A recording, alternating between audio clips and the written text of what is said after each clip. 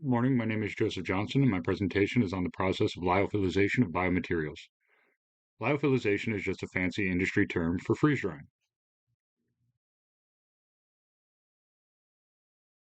In the case of valuable biomaterials, both the storage and transport can be very costly while also leaving products vulnerable to spoilage. Access to refrigeration is limited in developing countries.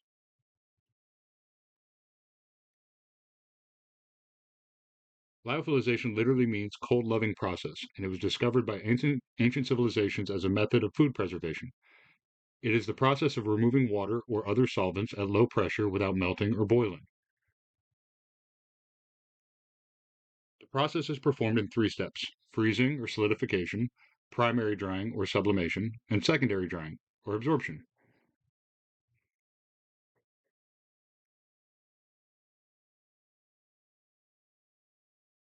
Before freezing, analytical tests are performed to identify critical temperatures, for example, Carl Fisher, differential scanning calorimetry, or freeze drying microscopy.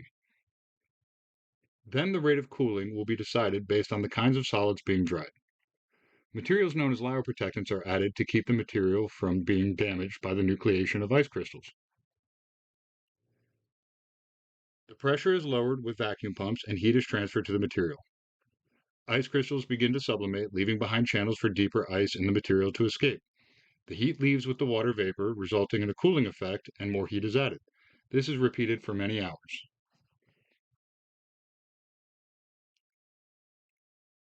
When all of the ice capable of sublimating is gone, the temperature is raised, and the last few percent of moisture is removed by absorption.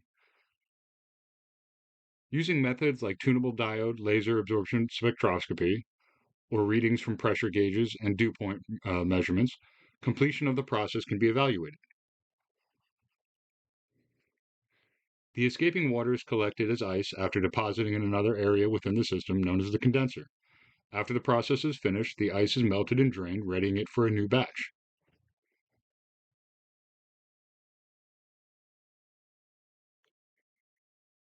Aside from foods, many valuable products are freeze dried, like vaccines, tissues, venom, and antivenom, and in the case of my demonstration, fermented biologics, bacterial cultures, proteins, enzymes, etc.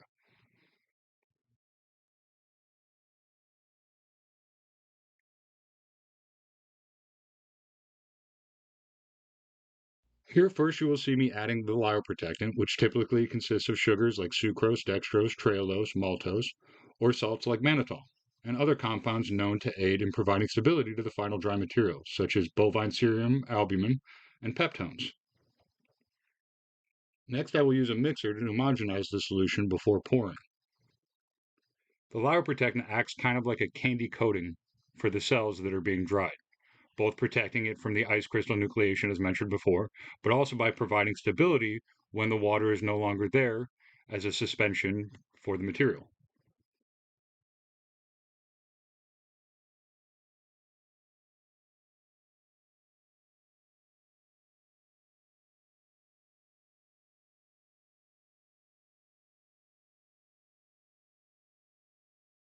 Primary drying step is depth dependent, and the trays are filled to a volume just under 4 liters.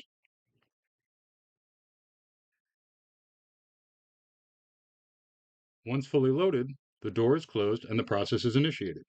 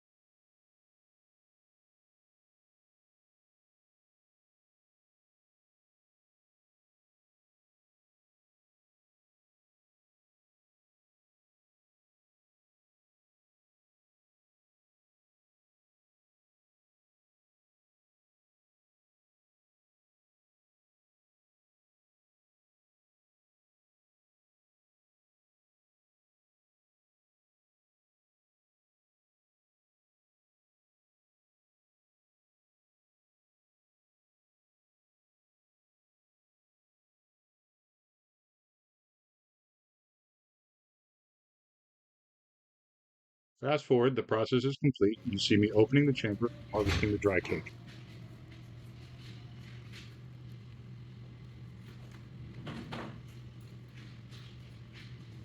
Don't worry about talking, I cut the audio out.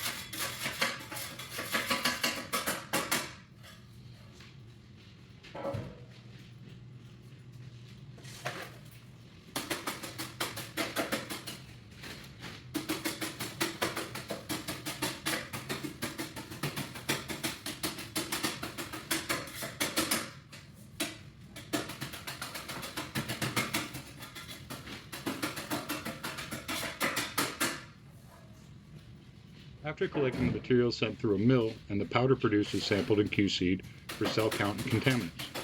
Stored in a dry room, the material will retain its potency for at least 1 year.